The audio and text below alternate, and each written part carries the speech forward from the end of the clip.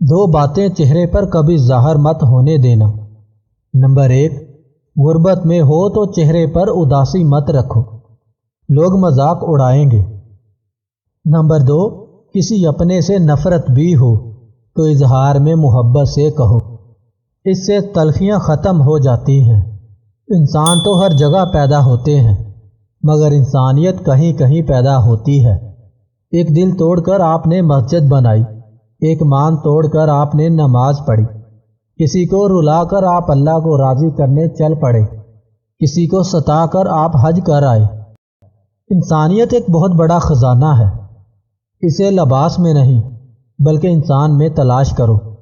انسان اتنا بزدل ہے کہ خوابوں میں ڈر جاتا ہے، اور بے خوف اتنا ہے کہ جاگے میں بھی اپنے رب سے نہیں ڈرتا۔ ہمیں جس سبق کو پڑھنے کی ضرورت سب سے زیادہ ہے وہ انسانیت کا ہے۔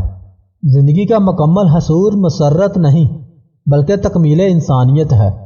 آپ نے نیکی کر کے گناہ کو حقیر جانا، اے کرنے والے بہتر تھا کہ تو گناہ کر کے انسان رہ جاتا، نیکی کر کے خدا نہ بنتا۔ خود کو برا کہنے کی ہمت نہیں، اسی لیے لوگ کہتے ہیں کہ دنیا خراب ہے۔ انسان کے غرور کی اوقات بس اتنی سی ہے کہ نہ پہلی بار خود نہا سکتا ہے اور نہ آخری بار۔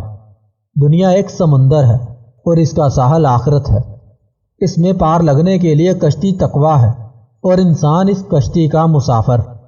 جس مقام پر آ کر برداشت ختم ہو جاتی ہے، اسی مقام سے صبر شروع ہو جاتا ہے۔ گھر میں داخل ہونے والی جگہ اور دروازے کو ہمیشہ صاف رکھو، کیونکہ وہاں رزق کے فرشتے آتے ہیں۔